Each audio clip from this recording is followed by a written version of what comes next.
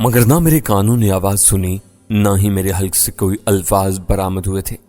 میرے جیسا جنگجو فطرت اور مضبوط اعصابی قوت کا شخص بھی چند ایک لمحوں کے لیے دہشت زدہ سا رہ گیا۔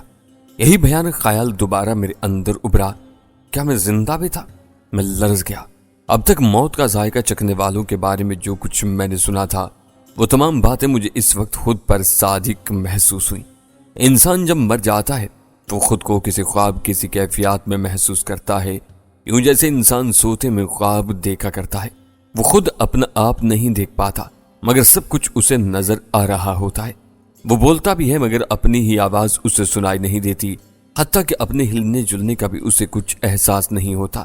پلک جھپکنے میں خود کو یہاں سے وہاں اور وہاں سے یہاں محسوس کرتا ہے، تب پھر اسے اپنے قریبی عزیز لوگوں کے چہرے نظر آتے ہیں، وہ انہیں دیکھتا ہے، پھر اسے اپنا آپ باہر کی صورت میں نظر آ رہا ہوتا ہے۔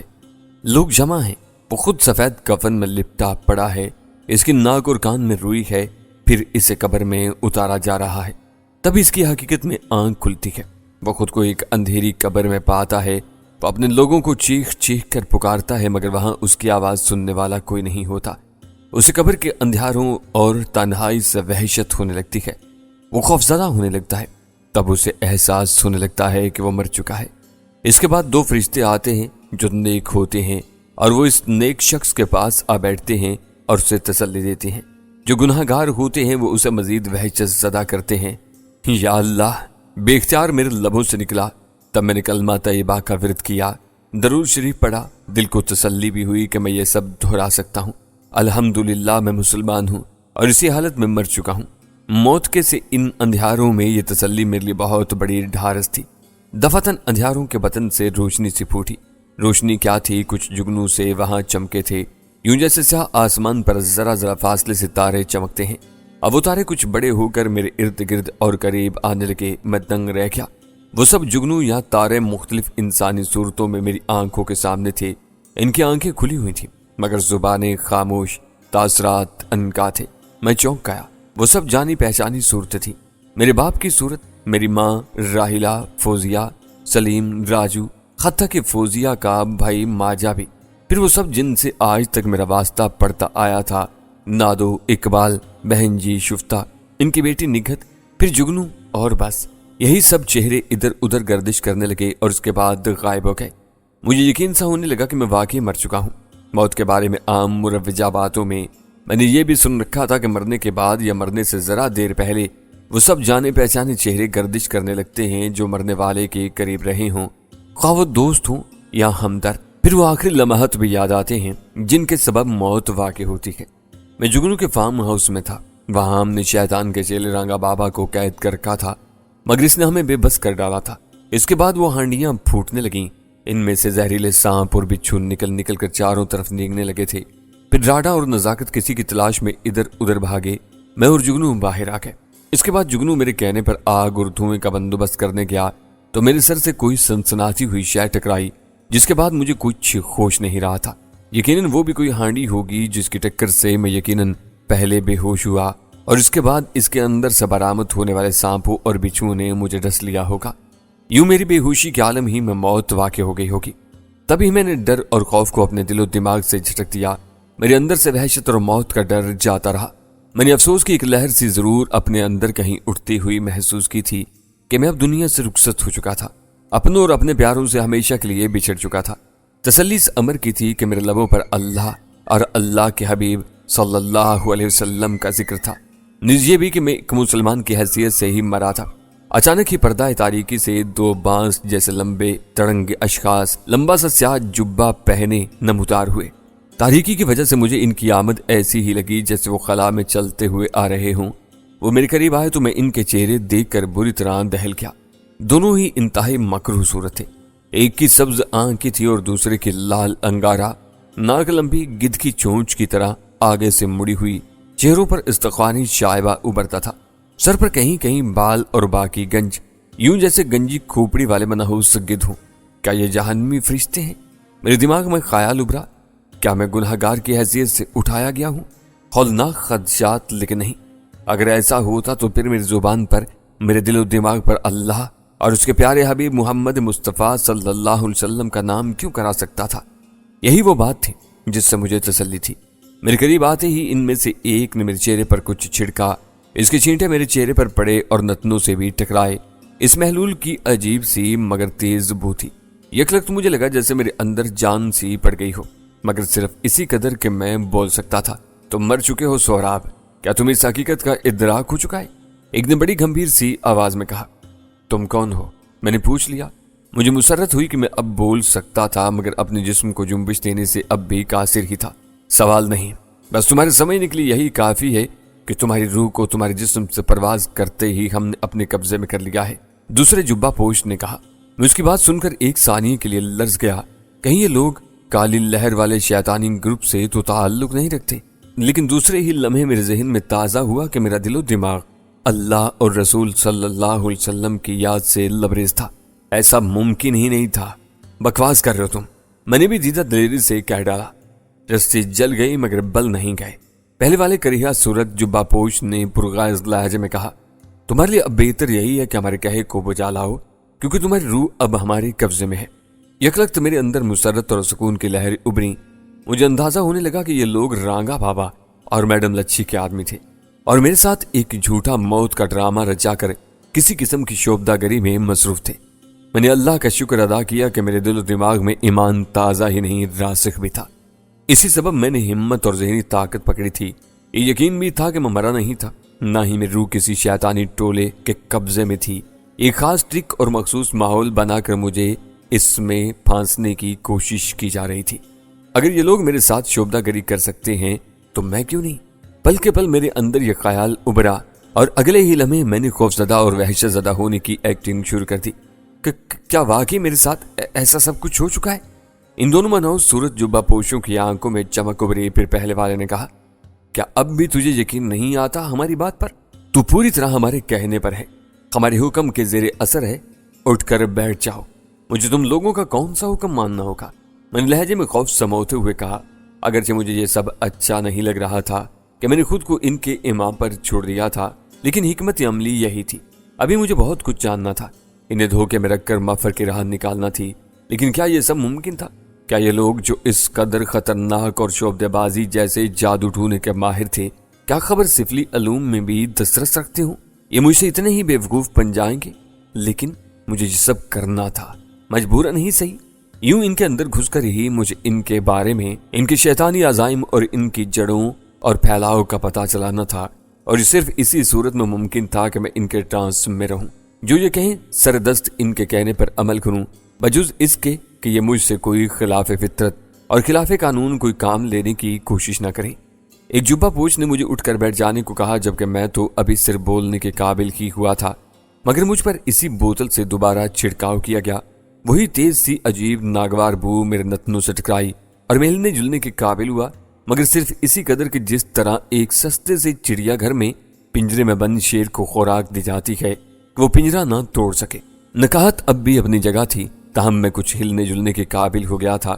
ممکن تھا کہ کچھ اور وقت کے بعد میری جسمانی طاقت بحال ہو جاتی۔ میں اٹھ کر بیٹھ گیا اور معصوم سا بن کر بولا، میں اب بھی بہت کمزوری محسوس کر رہا ہوں۔ مقصد صرف پتہ لگانا تھا کہ یہ مجھے کب میری اپنی جسمانی طاقت ملاتے ہیں۔ مت بھولو کہ تم صرف ایک روح ہو، جسم نہیں۔ دوسرے جبہ پوش نے کرخت لہجے میں کہا، روح کی اتنی ہی طاقت ہوتی ہے۔ مجھے اس کے الفاظ بہت مکروہ لگے تھے۔ میں جان چکا تھا کہ میں مرا نہیں ہوں، زندہ ہوں۔ مجھ سے ڈرامہ کیا جا رہا تھا، اور میں نے بھی عافیت اسی میں سمجھی کہ ان کے اس ڈرامے کا کردار بخوبی نبھاتا رہوں، تاکہ وقت ملنے پر ان کی گردنیں دبوچ سکوں۔ ایک مسلمان کی حیثیت سے میرا اس بات پر ایمان راسخ تھا کہ جان، زندگی اور روح لینا، دینا اور قبض کرنے کا اختیار اور طاقت صرف اور صرف میرا اللہ کریم کے سوا کسی کے پاس نہیں ہو سکتی۔ اچھا، میں نے مری مری آواز میں کہا۔ اندھیرا ہنوز میرے چار طرف پھیلا ہوا تھا، ہلکی روشنی کہیں سے آ رہی تھی، مگر اس کا منبع اوجل تھا۔ ان میں سے ایک چند قدم آگے چل رہا تھا اور اس کے پیچھے میں دوسرے جبہ پوش کے ساتھ تھا، جس نے میرا ایک بازو پکڑ رکھا تھا۔ بھلا روح کو بازو سے پکڑنے کی کیا ضرورت؟ مگر میں ان کے جھانسے میں آ رہا تھا۔ حیرت کی بات تو یہ تھی کہ وہ تاریکی میں سب کچھ دیکھ رہے تھے اور ان راستے کا تعین بھی تھا، جبکہ مجھے کچھ نظر نہیں آ رہا تھا ماں سوائے ان دونوں کے، اور وہ بھی مدھم سے روشنی میں کبھی ہیولوں کی صورت اور کبھی ان کا خاکہ کچھ حد اور کچھ لمحوں کے لیے واضح ہو جاتا۔ دروازہ کھلنے کی آواز ابھری، یہ فریضہ آگے والے جبہ پوش نے انجام دیا تھا۔ اس کے بعد روشنی بڑھی، خد و خال واضح ہونے لگے، میرے بھی اور ان دونوں کے بھی۔ میں بغور ارد گرد کا جائزہ لیتا رہا، کچھ بھی نہیں تھا سوائے دھند کے۔ روشنی تو کسی حد تک تھی مگر تھی غبار آلود۔ ہم چلتے رہے، کچھ ثانیے بعد در و دیوار واضح ہونے لگے۔ پرانی سے وجہ کی مگر درست حالت میں دیواریں تھیں۔ دائیں بائیں مختصر راہداریوں میں چند چھوٹے بڑے کمروں کے دروازے بھی نظر آنے لگے۔ منظر اب بالکل واضح ہو چکا تھا۔ مجھے بھی تسلی ہوئی، ہمت سوا ہونے لگی تو یہ خواہش مزید تازہ ہونے لگی۔ اب میں ان کے کچے چٹھے کا اچھی طرح پتہ لگا سکوں گا۔ ہم ایک حال میں آ گئے۔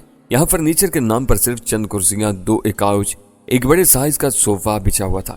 فرش چمک رہا تھا، قالین کیا دری بھی نہیں بچھی ہوئی تھی۔ وسط میں آئے تو سامنے مجھے ایک چبوترا سا دکھائی دیا۔ اس کے پس منظر میں تاریکی تھی۔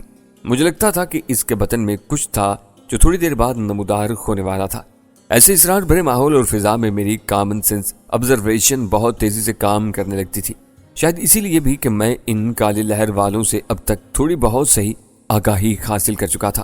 مجھے چبوترے کے سامنے ایک عجیب سی بغیر پشتگاہ والی شے پر بٹھا دیا گیا۔ دفعتاً وہ نشست فضا میں اٹھی، میں لرزا گیا۔ مجھے ایسا لگا جیسے میں واقعی روح ہوں اور فضا میں متحرک ہو گیا ہوں۔ میں چند فٹ اونچائی پر رک گیا۔ میں نے گردن گھما کر ادھر ادھر اور نیچے دیکھا۔ عجیب بات یہ تھی کہ وہ چبوترا بھی میری نظر نہ آنے والی عجیب سی مختصر نشست کے ساتھ ساتھ اٹھتا چلا گیا تھا۔ ہم دونوں ہی فضا میں متوازی تھے، یعنی آمنے سامنے۔ وہ دونوں جبہ پوش غائب ہو چکے تھے۔ اب میں اس نیم اندھیرے حال کی اسرار بھری فضا میں چند فٹ بلندی پر سکونت پذیر تھا۔ اچانک سامنے چبوترے کی جانب ہلکی سرسراہٹ کی آواز ابھری۔ جیسا کہ میں بتا چکا ہوں، وہاں سے کچھ نمودار ہو سکتا تھا اور اب وہی ہو رہا تھا۔ میں پہلے غور سے اور اب آنکھیں سکیڑے یک ٹک سامنے تکتا چلا گیا۔ تب ہی اکتا کھلا کہ وہ ایک اونچی پشتگاہ والی اور چاہانہ سی کرسی تھی۔ اس پر کوئی براجمان تھا، بالکل ساکت اور خاموش، شال لبادے میں ملبوس، چہرے پر بھی اسی لبادے کا گھونگھٹ نکلا ہوا تھا، بس اسی قدر ہی کہ چہرے پر تاریک سایہ رہے۔ روشنی پھر مدھم ہو چلی تھی۔ میں گھونگھٹ کے اندر چہرے کے نقوش دیکھنے کی سعی کرتا رہا مگر بے سود۔ نشست گول چبوترے کے وسط میں گویا ٹک کر ٹھہر گئی۔ اب بھی وہی خاموشی اور دوری تھی۔ ہمارے درمیان کئی فٹ کا فاصلہ اب بھی تھا۔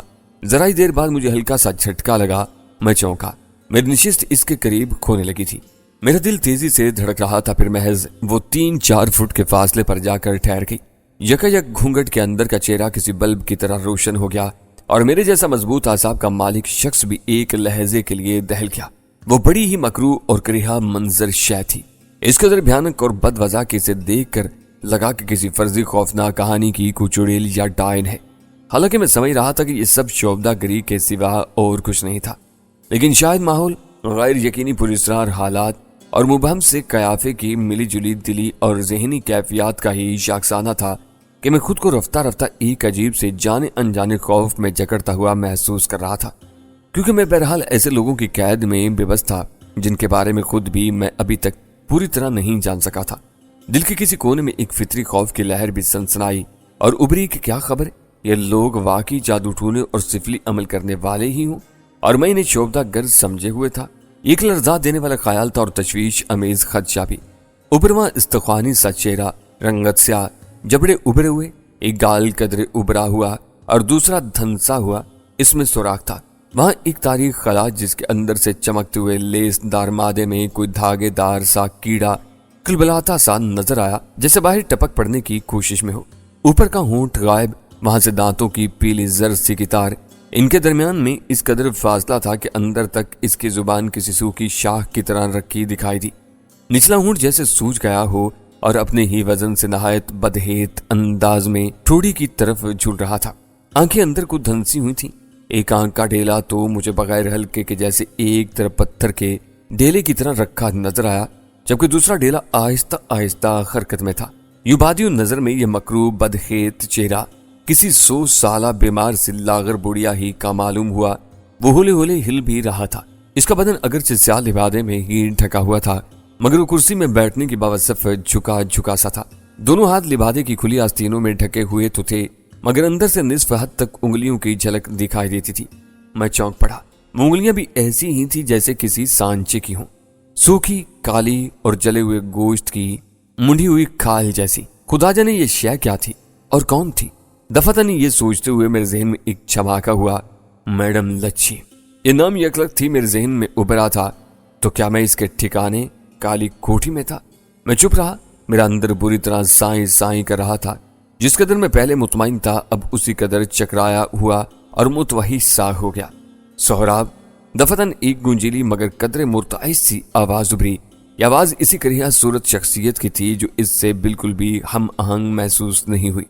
अलबत्ता आवाज के आहंग से जाहिर हुआ कि वो कोई औरत ही थी, खासी उम्र रसीदा। मुझे उसने पुकारा था और मेरी नजरें उस पर जमी हुई थी।